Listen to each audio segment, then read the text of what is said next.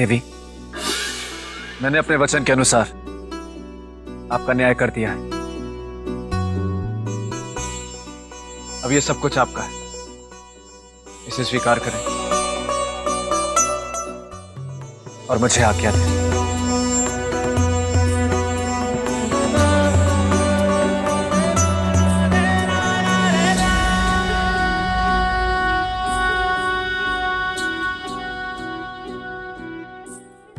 जय महाकाल, जय महाकाल। आपने मेरे न्याय के वचन की रक्षा की, आपको कोटि कोटि धन्यवाद। राजन, आप धन्य हैं। मुझे अब ये सब नहीं चाहिए। आपने मनुष्य और पशु दोनों को न्याय के तराजू में बराबर तोला। मेरे लिए इतना ही बहुत है। मैंने आज तक आप जैसा न्यायी राजा नहीं देखा। आपकी जय हो राजन।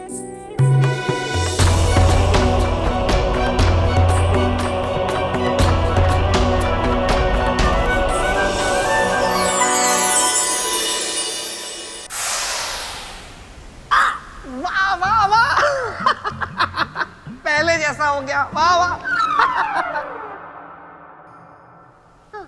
राजा भोज तो गुफा में पहुंच गए।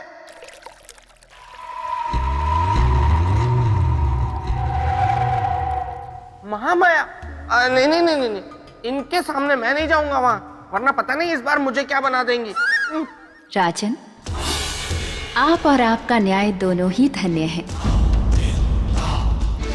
जिस प्रकार आपने एक पक्षी और एक मनुष्य के बीच समानता से न्याय किया है, उसे ये संसार सदा ही याद रखेगा।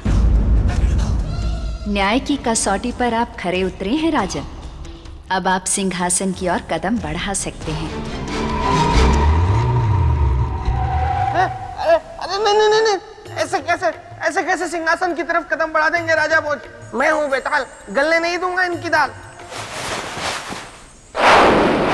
राजन, मैं आ गया। देखिए राजन, मेरी बात मानिए, लौट जाइए। आप पहले भी 3 बार प्रयत्न कर चुके हैं, लेकिन कोई फायदा हुआ नहीं ना, इसीलिए कहता हूं मेरी बात मानिए, लौट जाइए। ठीक है बेटा। ठीक है।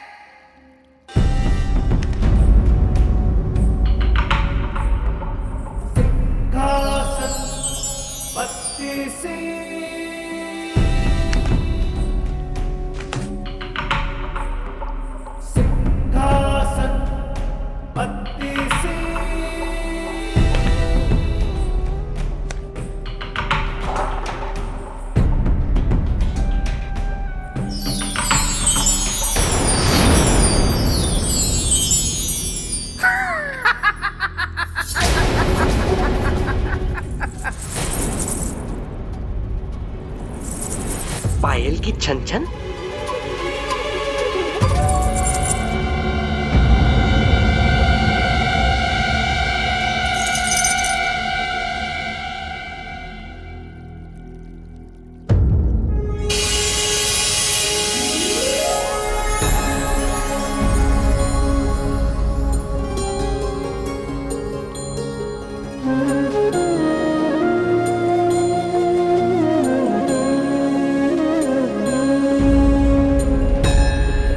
कौन है देवी आप? बताइए तो जाने। देवी, भला मैं आपको कैसे बता सकता हूँ? मैं तो आपको पहली बार देख रहा हूँ। चलिए कुछ संकेत देती हूँ। मैं चंचल, कोमल, चितवन, रस, रूप और गंध की मैं दीवानी। आप बताइए। नहीं बता सकता देवी, कृपया आप स्वयं बता दें। ना रजनीगंधा ना अश्वगंधा, चित्रगंधा है मेरा नाम। चरित्र की पुतली होने के नाते चरित्र को परखना है मेरा काम। चरित्र की देवी चित्रगंधा, राजा भोज का आपको प्रणाम। राजन, आइए आइए आइए आइए। इस सिंहासन बत्तीसी को केवल वही प्राप्त कर सकता है जो महान सम्राट विक्रमादित्य की तरह चरित्रवान हो। और उनकी तरह चरित्रवान होने का अर्थ है आसमान से तारे तोड़कर लाना। व्यर्थ ही समय गवा रहे हैं राजन, लौट जाइए यहाँ से। आइए मेरे साथ। नहीं नहीं श्रीमान बेटा, आप रहने दीजिए। देवी क्षमा करिएगा, भले ही आपकी दृष्टि मैं सिंहासन के योग्य ना, पर जब यहां तक आया हूं तो सम्राट विक्रमादित्य की चरित्र की कथा को सुने बिना नहीं जाऊं। ठीक है, तो फिर सुनिए। एक समय की बात है, इंद्र ने स्वर्गलोक में एक सभा का आयोजन किया। उस सभा में यह तय किया जाना था कि संसार में सर्वश्रेष्ठ गुणों का प्रतीक कौन है। आदरणीय ऋषिगण, इस सभा के आयोजन का उद्देश्य है गुणों के आधार पर प्रतीक स्वरूप मनुष्यों की घोषणा। जिस प्रकार सब देव किसी न किसी शक्ति के प्रतीक हैं, उसी प्रकार पृथ्वी लोक के मनुष्य भी किसी न किसी गुण के प्रतीक हैं। अब मैं गुरु बृहस्पति देव से आग्रह करूंगा कि गुणों के प्रतीक रूप उन मनुष्यों की घोषणा करें। संसार में चरित्र के प्रतीक हैं चक्रवर्ती सम्राट विक्रमादित्य। ये कैसी अर्थहीन बातें कर रहे हैं देवगुरु बृहस्पति? एक राजा चरित्र का प्रतीक नहीं हो सकता, वो विलासिता का प्रतीक है। और आप हम ऋषियों का अपमान कर रहे हैं, घोर अपमान कर रहे हैं। यदि आपको लगता है कि विक्रमादित्य चरित्र का प्रतीक है, तो उसे इसकी परीक्षा देनी होगी, और मैं स्वयं लूंगा उसकी परीक्षा।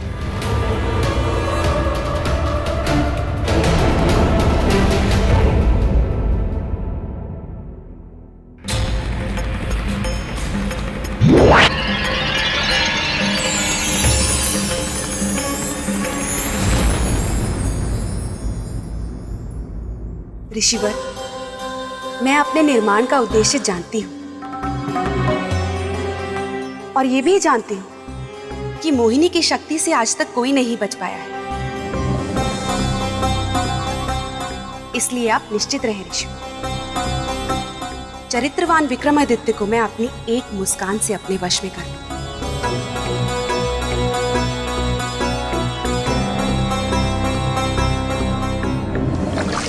ओम सूर्य देवाय नमः। ओम सूर्य देवाय नमः।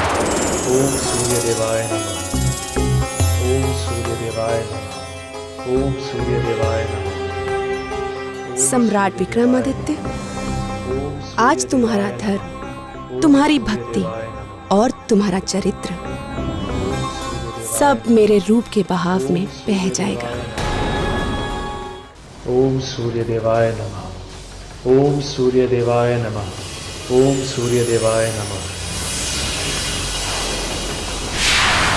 ओम सूर्य देवाय नमः। ओम सूर्य देवाय नमः। ओम सूर्य देवाय नमः। ओम सूर्य देवाय नमः। ओम सूर्य देवाय नमः।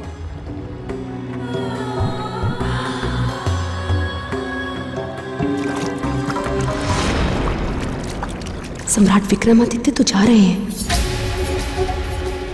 हमें इन्हें रोकना होगा।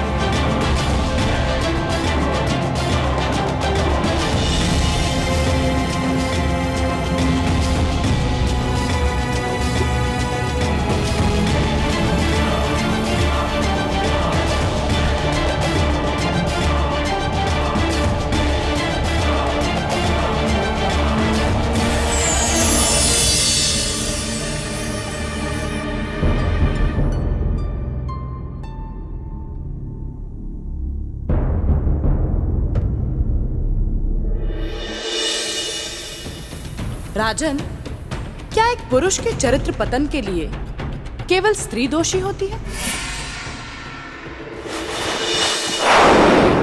देवी, अगर आप ऐसे आसान आसान प्रश्न राजन से करेंगे तो ये उन कठिन कठिन प्रश्नों के लिए कैसे तैयार हो पाएंगे जो आप इनसे आगे करने वाली हैं? राजन, जरा इधर आइए। आगे आपसे जो प्रश्न देवी करने वाली है वो बहुत ही भयानक, भयंकर, जटिल, जड़ियल, कठिन प्रश्न आने वाले हैं। अपने सम्मान का जुलूस निकलवाने से अच्छा है यहां से निकल चलिए। घोड़ा उड़ गया है, बाहर घास खा रहा है। बेताल, तुम अपनी हरकतों से कभी बाज नहीं आओगे। तुम्हारा यहाँ रुकना ठीक नहीं है। नहीं नहीं देवी, मैं एकदम शांत रहूंगा। तुम्हारी प्रेत भूमि में तुम्हारी कमी खल रही है। नहीं खल रही है। तो राजन, क्या उत्तर है आपका? देवी, चरित्र का पतन स्त्री से नहीं, मन में उठ रही काम वासना, मद, मोह, लोभ, इन सब के कारण होता है। जिस मनुष्य ने इस पर विजय पाली वही सच्चा पुरुष है। तो ठीक है, देखते हैं सम्राट विक्रमादित्य अपनी काम वासना, मद, लोभ पर विजय पा सके या नहीं।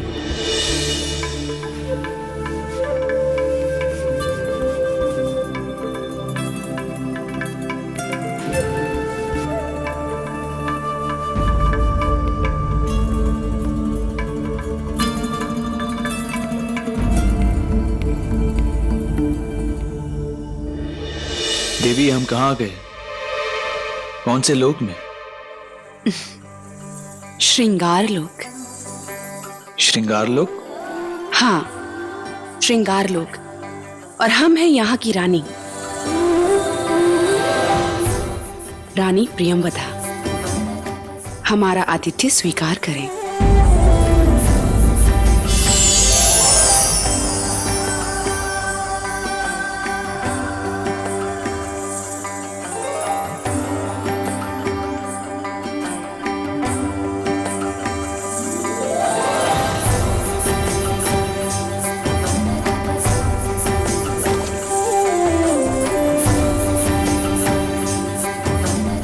इस स्वागत के लिए बहुत धन्यवाद देवी, किंतु हमें पृथ्वीलोक वापस जाना होगा। क्षमा करें सम्राट, किंतु अब ये संभव नहीं। दासियों, सम्राट को हमारे रंग महल में ले आओ। देवी, हम रंग महल नहीं, यहां से वापस पृथ्वीलोक जाएंगे।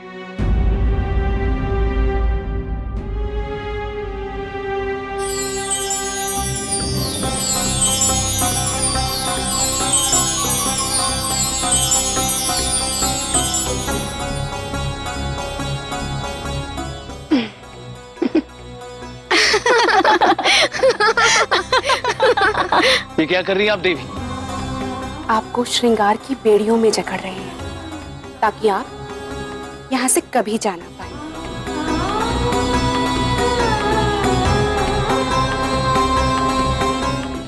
देवी, क्या प्रियंवदा सम्राट विक्रमादित्य को प्रेम की बेड़ियों में बांध पाए? आपको क्या लगता है राजन? मुझे तो लगता है ऐसी कोई भी बेड़ी नहीं बनी है जो सम्राट विक्रमादित्य को बांध पाए। सही कहा राजा भोज। अरे जिस सम्राट को संसार की कोई बेड़ी नहीं जकड़ पाई, उसे ये श्रृंगार की बेड़ी क्या जकड़ेगी? पर ये बात इस प्रियंवदा को कौन समझाए? अच्छा होता अगर ये रूपमती होने के साथ साथ बुद्धिमती भी होती। बस बेताल, ये मैं कैसे क्या सुन रहा हूं? क्या सुन लिया तुमने मस्तिष्क कुमार? यही कि सस सौंदर्य लेखा बस विवाह कुंडल से सस शादी कर रही है। अब तुमसे क्या छुपाना मेरे मित्र, बुरा तो मुझे भी बहुत लग रहा है, क्योंकि जब भी वो यहाँ आती थी ना तो मेरे प्रेत भूमि में रंग बिखर जाते थे। तुम तो ये तुम्हारी शरारत थी। ये छल है, ये छल है। तुमने मेरे मित्र का रूप धरकर मुझे छला है। हाँ मेरे प्यारे बेताल, वरना ऐसे थोड़ी ना तुम गलने देते मेरे प्रेम की दाल। हाँ, मैं तो पहले ही समझ गया था कि मेरे मित्र मस्तिष्क कुमार के रूप में तुम आई हो, मैं ऐसे जाल में फंसने वाला नहीं हूँ।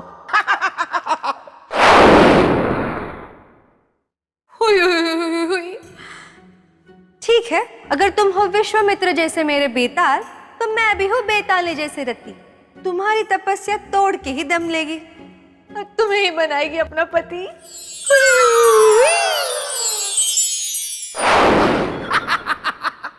ये तो मेरी तपस्या नहीं भंग करवा पाई, लेकिन अब देखता हूं मेरे मित्र के चरित्र की तपस्या भंग करने के लिए प्रियंवदा ने क्या किया। हर संभव प्रयत्न किया गया महान सम्राट विक्रमादित्य को लुभाने का, और ले गया उन्हें रंग महल में।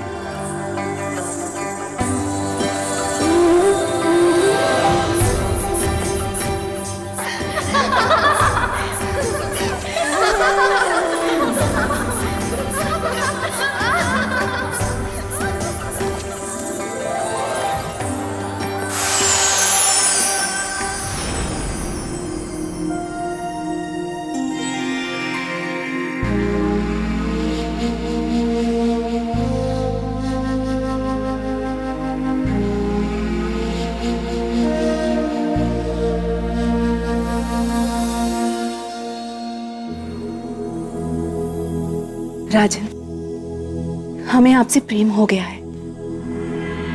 परंतु हमें आपसे सहानुभूति है। क्यों? प्रेम क्यों नहीं? क्योंकि आप हमारे प्रेम के योग्य नहीं हैं। क्यों? आप में हृदय नहीं? हमारे पास हृदय है देवी, परंतु हमारे हृदय में हमारी पत्नी है। भूल जाइए उन्हें और हमारे साथ यहाँ श्रृंगार लोक में वास कीजिए। चिरयौवन के स्वामी रहेंगे और कभी बूढ़े नहीं होंगे। अपने यौवन के लिए हम अपने चरित्र का त्याग नहीं करेंगे देवी। राजन, ये जो बात आपने अभी इतने विश्वास से कही है, यदि हम आपको छू भर भी लेना, तो आपका ये विश्वास ओस की बूंद की भांति उड़ जाएगा और आप सब कुछ भूल जाएंगे, सदा सदा के लिए, और खो जाएंगे केवल हमारे प्रेम के भंवर में। तो लीजिए, आप अपनी इच्छा पूरी कीजिए देवी।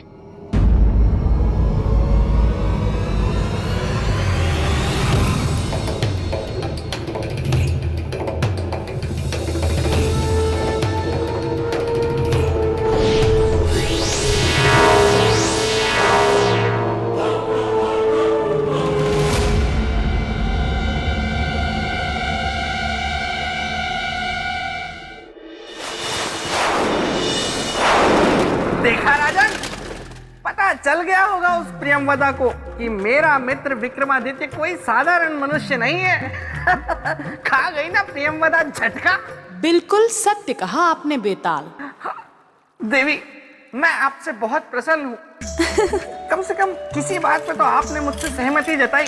मैं तो आपकी हर बात से सहमत हूँ, और उस बात से खास कर जिसमें आप कहती हैं कि राजा भोज मेरे मित्र के सिंहासन के योग्य नहीं है। योग्यता का प्रमाण पत्र आपको देने की जरूरत नहीं है बेताल। तो राजन, क्या आपको पता है कि प्रियंवदा को सम्राट को स्पर्श करते ही झटका महसूस क्यों हुआ? इसका कारण जानते हैं? यह हमारी पत्नी का प्रेम है देवी, और उन्हें दिया हुआ वचन देवी। राजन, आज ऐसा पहली बार हुआ है कि प्रियंवदा के रूप और श्रृंगार के भ्रम को किसी ने तोड़ा है।